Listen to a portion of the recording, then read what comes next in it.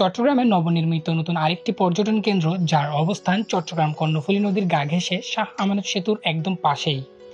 এটি অনেকটা চট্টগ্রাম সি বিচের মতো।